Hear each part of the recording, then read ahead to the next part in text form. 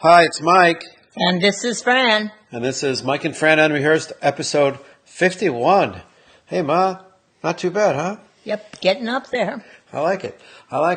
So you're listening to Mike and Fran Unrehearsed on 216thenet.com on Wednesdays at noon.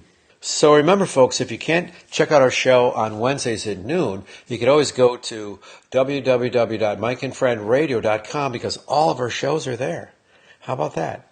And I want to remind you that we do have a TikTok channel now, too, and that's at Mike and Fran. So check that out. Because, that's right, Mom. You remember that commercial we were going to talk about? We forgot to do that. That one with the guy and that looked like the movie from Castaways? Oh, yeah. Remember? Yep. The one that cracked us up. Yeah. We talked about it. I don't know. Did we talk about it with them? I think we did. Did we? I don't remember now. Oh, I remember it. All right. The guy, it was the... Well, I remember the thing. I don't know if we talked about it that much. Okay, so it's a commercial of a guy that looked like a guy from Castaways, like Tom Hanks, and he's got really long hair.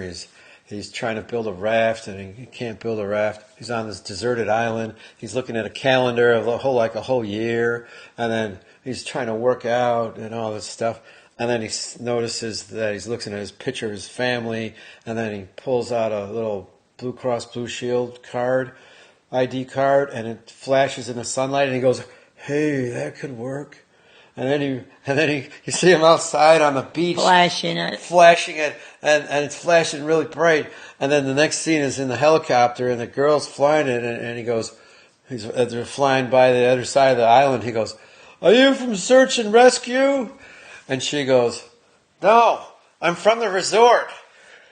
And he looks out the window and he goes, "What?" Oh, I know. And we figured, how long did it take him?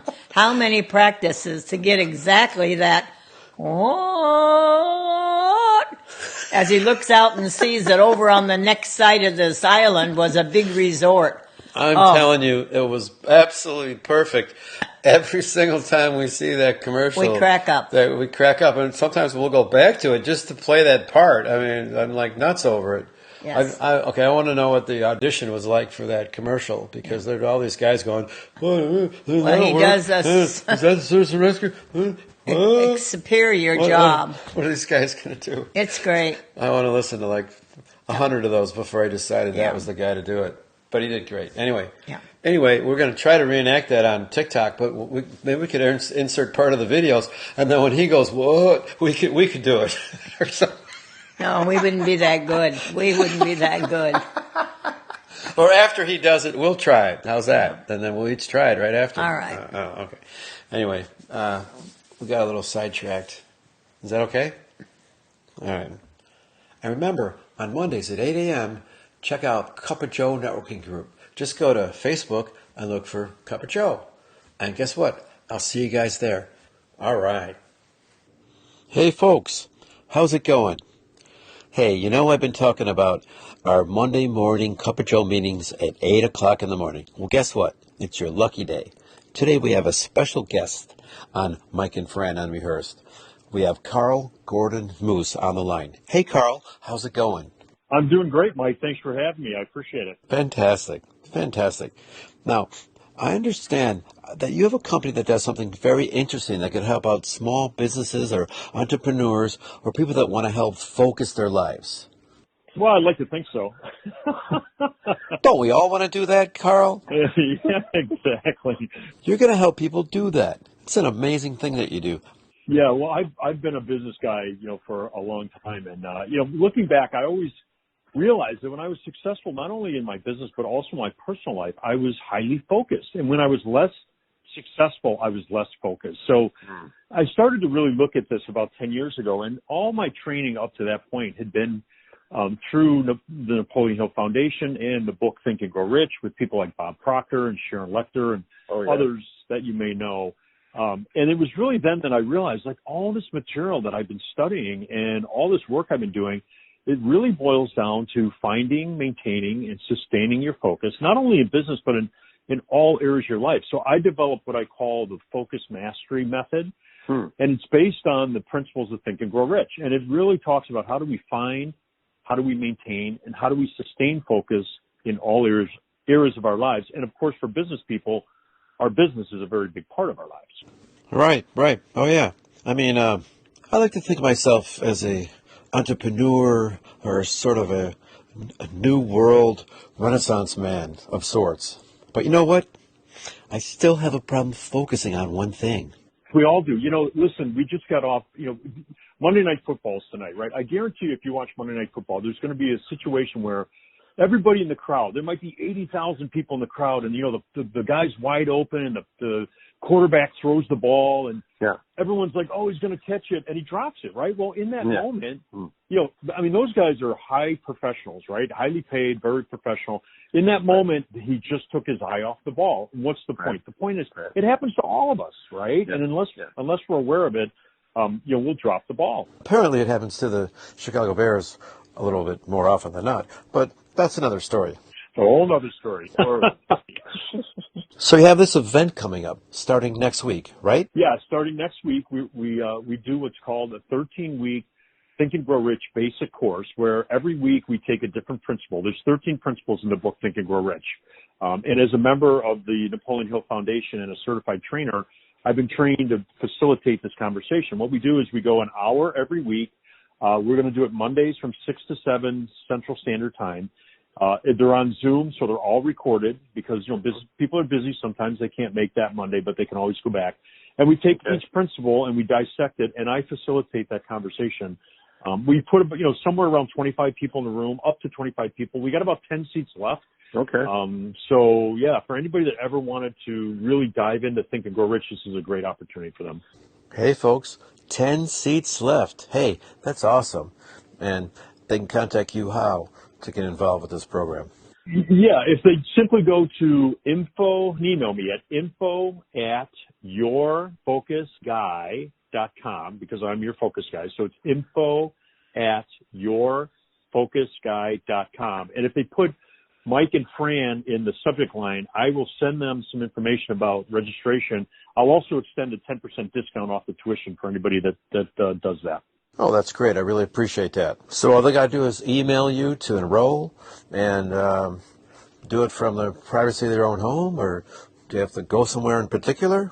No, they do it right in their living room or wherever they are. We have people that have done it from all over the world. It's a Zoom call, so it's a link that, participants get a link every week, and they Zoom in, and then we go through the material, and it's strictly 1 hour. So we start on time, we end on time, and then afterwards there's follow-up information that they get as well. Hey, I want my listeners to start focusing. How about that, Carl?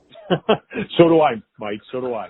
Okay, so there's just 10 spots left. So get on that email, folks, and sign up for Carl's course, and you'll be good to go. Thanks so much for being on the call today, Carl. Okay, thanks, Mike. I appreciate it, friend. Bye-bye. Bye-bye. Bye-bye now. Well, that was great. Thanks, Carl. So, Mom, hey, you remember when I went to Crystal Lake to see President Biden? Yeah, not too long ago. And did I get to see him? Well, no, not really. I didn't even get close. Are you kidding me? And then he had to cancel his meeting with Elk Grove at that time. No, that was after. But he came back after. No, that was after. Yes. All we saw in Crystal Lake was a couple of helicopters go off, and I think there were reporters. I don't even think he was in there.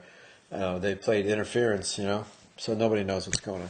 But yeah, I think he was in Elk Grove, and I recently went to the Made in Elk Grove Manufacturing Technology Expo that they have every year over there, because I'm trying to help out those manufacturers over there with their health insurance.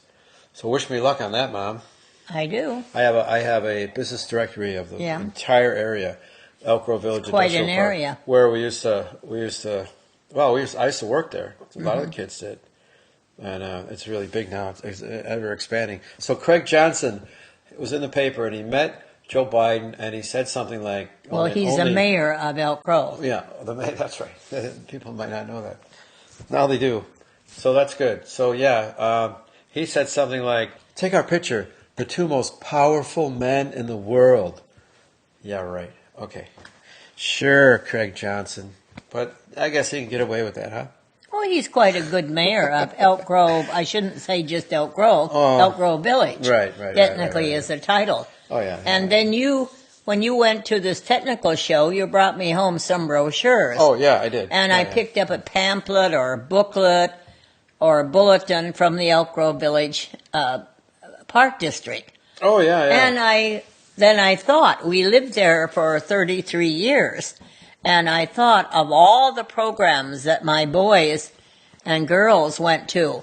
I mean, it was pretty fantastic. I can think of the football and the soccer. Oh, yeah. And the cheerleading. That's and right. All those Park District programs swimming. that are going on right now over Yes. there. I bet they have indoor tennis there, don't they? Oh, tennis. Oh, kids played it. But I now wanna play it's tennis. large, even bigger than it was then, and it was well known then. When my little rehab's done over here, I want to play tennis indoors Yeah, before I have to wait until, yeah. like May or June or July or something. No, it's still an exceptional organization. Yeah, it really is. It really is. And I remember when, we were on Maple for like 10 years. On Maple then- Lane, yes. And then moved to Northampton Circle for about like 23 years. 23 years, okay. Yes. Yeah, I was 10 years old, I think, when we moved in there. And on Maple, I remember always playing, we played bouncer fly in the street. The guy gets with a bat, and he hits it, and if you catch it on a fly, then you get to hit it, I think. Is that right? Well, I remember it was such a nice period of time that you could ride your bicycles anywhere, be safe, Oh, yeah. right up to the little store and things. And Well, we didn't have a car. I didn't have a car in the beginning. when My we husband were- did and went into the city as a news Yeah, editor for well, CBS. well, But right. we'd take our bicycles and a little red wagon and go up to, I think it was the IGA was a store then. wasn't there a Ben Franklin there? Yeah, and yes, and then later a Jewel. And the at doctor the was other there, one. too. Correct. So and you Dr. would Hussman. you would about put us on bikes. You'd pull us in that little tractor trailer thing, wouldn't you? It was a wagon, little red wagon. Oh, yeah, that's little red wagon. Famous little red wagon. Oh yeah. And you found out that there were hills, It's, even though it looked flat. But when you were riding a bike or pulling a wagon, you were going uphill some places. Oh, so it was hard to pull 5 kids in there, huh? Well, I didn't have 5 kids 3. in there. Yeah.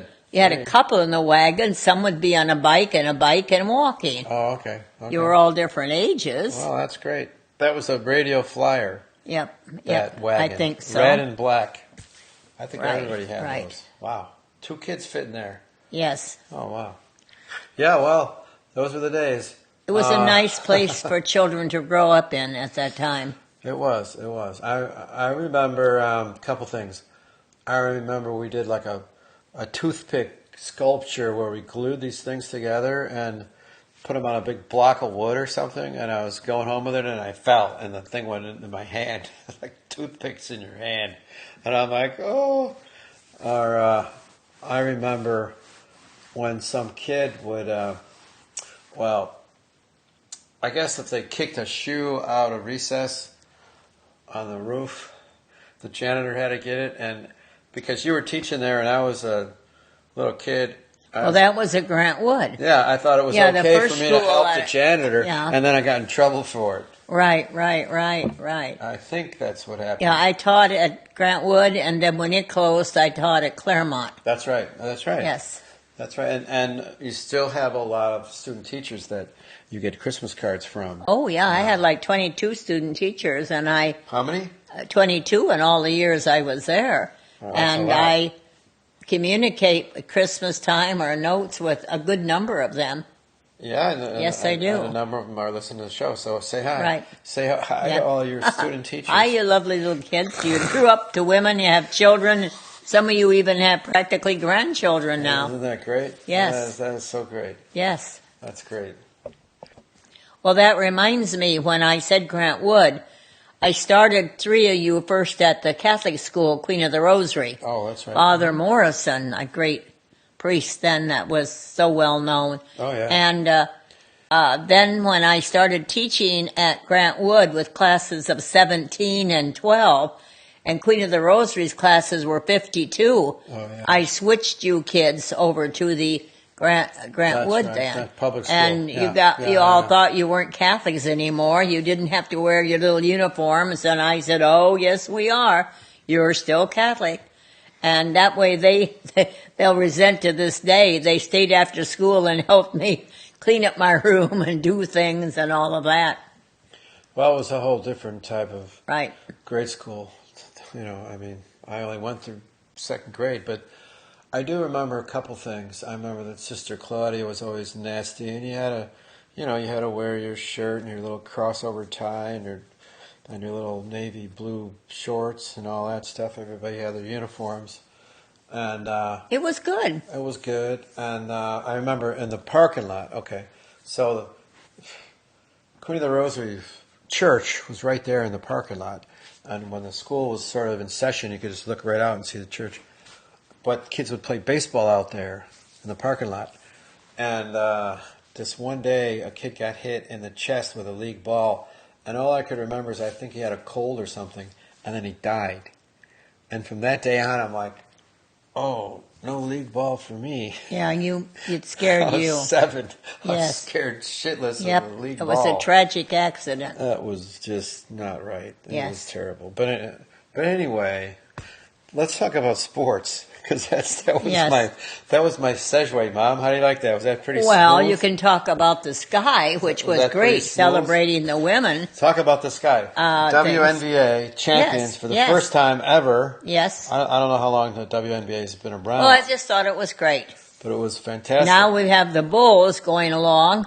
Well, they were destined to win, is how it sounded to Have me. They needed one player, and they Yeah. got that player, and that was Yeah. enough to do it. And all the girls knew that were already on the team. We get that one player, and we're going to take it all, and they did. Yeah. So that's pretty cool. No, they're doing well. That's pretty well. Hey, wait. Let's just say that the Bulls are doing pretty good now too. This is the first time they started 4-0 in 25 That's years. what I'm talking about. 25 years. Yeah, but then we can't discuss the Bears. Well, who's next? So who would be next? That would probably be the Bears because they're like 3-4 now. But oh boy, they're just really pathetic. The Blackhawks haven't won one game yet, right? No, they're They're pathetic. like 0-4, 5, They're really 6. trying. I don't know. But the Bears, they're what, 3-4, and 2 weeks ago they lost to Green Bay, and Aaron Rodgers said at the end of the game, what? I own you. I own you. And? He did. He said that. And then I guess, well, we played, last Sunday we played the Tampa Bay Buccaneers with Tom Brady, and we lost, what, 38-3? Something like that? And the headlines, Tom Brady was nice about it, I think. He's like, hey, we could have had a couple more. We messed up big. Yeah, you messed up big. You killed us. And our guys, the headline said, Tom Brady owns you too. Or us. I don't know, it's terrible. It's just terrible. But it's just really pathetic right now. I mean, You said enough about them. I guess you had, yeah.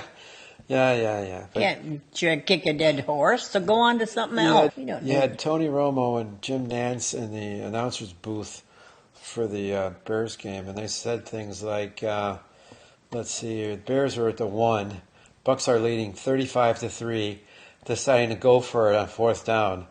And Romo said, this is huge.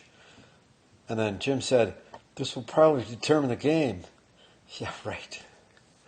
I don't know about that. No, just leave it. And then they say, the nightmare continues. Down here it says, I guess, they just really lay into him. But they say he is very successful at the fact that he is able to get up, lounge on the bench, and then go back in for more. I don't know, what is it? 4 sacks, 2 fumbles. Oh, my God. It's just terrible. Well, they can only get better, right, Mom? Okay. Enough. The Chicago Bears. That's what I said. Let's just see what happens next week. Right? Okay. I guess none of those guys took Carl's course coming up on focusing their lives, huh? The focus mastery method. Because you know why, Mom? Because they took their eye off the ball.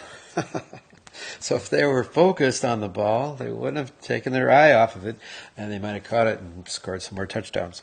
But anyway, I want you guys to remember that there's 10 spots left for Carl's seminar coming up on Monday, November 1st. So please go to info@yourfocusguy.com and sign up. All right. Hey, Mom, what was it you were telling me about that funeral we were watching on the news the other day? You remember? Yes. Yes, and one of the women was photographed there standing in jeans that were ripped all the way down on both legs. Oh, yeah. Well, I say to myself, why do I dislike torn jeans so much? It's just a style. Everyone, they can afford a whole garment. Maybe that is the clue why. Maybe that's what bothers me. When I grew up, being born in the 20s, but in the 30s and 40s, it was noted that you have clothes that didn't have holes. There were a lot of people that were poor and couldn't afford things, and you didn't have a lot of clothing. You didn't want We holes lived in your in that clothing, small did you? garage, and I only had all of my clothing that I had was in a small little carrying case that I put underneath the bed that pulled out. So we didn't have a lot of clothing, and you certainly didn't wear things that were holy. Well, you had to wear things that were passed down from sibling to sibling. But I wonder... It's stylish. That's what they're doing. Well... Stylish. Yeah, but you didn't want to have holes in things. Now, I had 2 sons. I had 3 daughters, but 2 sons that had knees like knives. Seems like their jeans were forever being ripped Knees like and knives. torn. Well, somehow those knees just went out of your pants. It was a little ninja or and I would buy those iron-on patches that you'd put on the inside that looked like denim. I remember once that I got them and came home and couldn't find them anywhere. I had to have all you kids looking for it. Huh? Even looked at my bill, and it was on there. I paid for it. Well, what do you know? Much later, months or maybe a year later, we found them stuck between 2 packages of wrapped up meat. There were the little patches. What, are you serious? So I had, well, that's where they went. Who they found stuck those? on them. Well, who well, when they cares? packed in the bag at the store, they got in there. So did somebody get their, I don't know, No, their hands slapped or something for losing those things? No. I felt I was responsible. I was the one that lost them. Okay. So I put those iron-on things on the pants. Yeah, I remember But, those. All right. It's just stylish, Mom. They got a little hole here or a rip there or something. No. Some are almost shredded. Oh, boy. Getting back to ripped jeans like the one we saw, you could even see their underpants. Oh. And they aren't wearing big bloomers. They're wearing skimpy little underpants, and you can see those. Oh, my. So I guess I hate this even more than I do the baggy, saggy pants that come down and show the butt. Oh. You don't see as many of those You anymore. mean the guys that do that? Yeah. Now, I can't remember any oddball things like that when I was growing up. I know we had bell-bottom pants. We had mini skirts. Oh, I had those. That's when I started to wear the long skirts when I was teaching, because you sat down on those little chairs in a reading circle. All those little kiddos could look right up your skirt and look at your girdle, because you always wore a girdle in. Little kids. Yep. So I guess I'll have to say that I'm never going to be caught in wearing ripped jeans myself, period. Wow. Even if it was made by a Di or Jackie Kennedy wore it or whatnot, I'll never wear them. All right, I'll remember that. Hey, yesterday I got Mom out of the house to take her out to her annual mammogram over there, and it was right in the same office where I'm getting my little therapy done, but of course, my guy in there, David, was busy. I wanted him to say hi to you. Couldn't do it. Because I told him about the show, and he asked for the website and everything.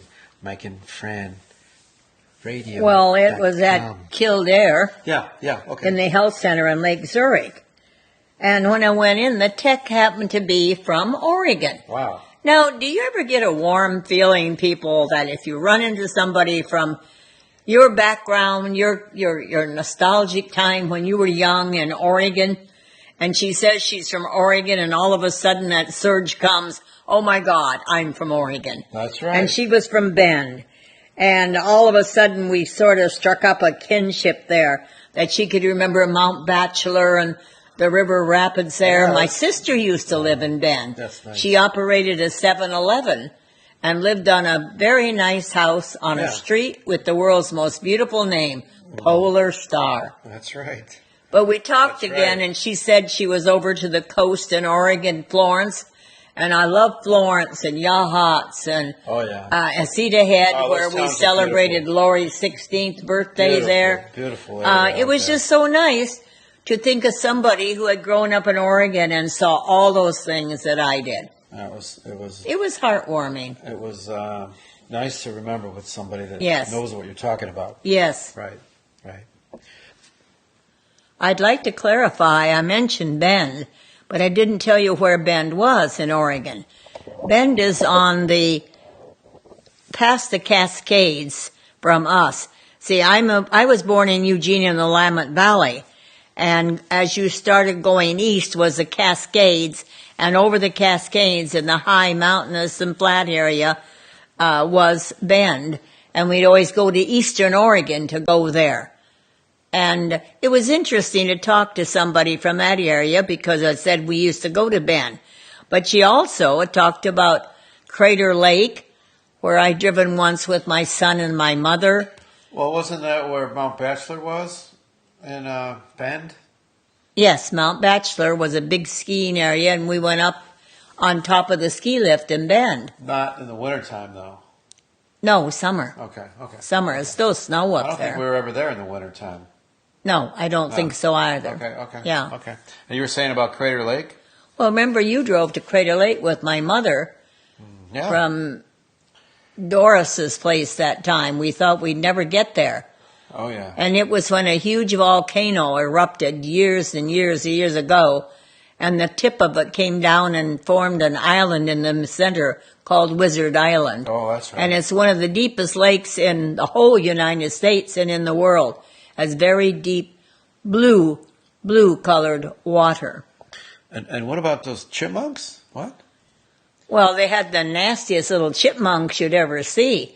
When we put out a spread and we were going to have a picnic, they'd come over and steal the food and nip at you. They were nasty. This is in Crater Lake? Yeah, in the Crater Lake area, yes. Oh, yeah. And then you said that your brother Alan almost fell Well, off we the- went down, my Uncle Vernon, who was called Booney, was working with the engineers putting up fences and things around the rim of the crater. They weren't up then. This was a way back. And we were in a huge Buick, a big car. It almost looked like a hearse. Remember, it had a place for bases on each side above the windows. And he swung out over the lake, hanging What onto the happened? door handle. What happened? Opened the door and swung out. Oh, my And God. Mother stopped, everybody screamed, and then Mother paddled the daylights out of him. Oh, my God. And my aunt is always known as saying, he would have been better off at the bottom of the crater. But, yeah, Wow, that's some story, Mom. yes. Wow. Mom, as I recall, you had a photographic memory when you were in grade school. Is that right? Mm-hmm. Wow. Yeah, and I sort of have a tendency to focus in on something strongly at one time. That's just me. That's a good thing. So you're definitely focused, Fran. When I'm working on something and I'm, focused, correct. All right. So that reminds you guys, if you guys want to check out Carl's seminar coming up next Monday, November 1st, to focus your life, you need to do is go to info@yourfocusguy.com. Remember, there's 10 spots left. All right. Good luck. Well, that's it for us, Mom. So Goodbye. See you guys next week. Have a good one. Hey, next week's Halloween. Oh, happy Halloween. Boo.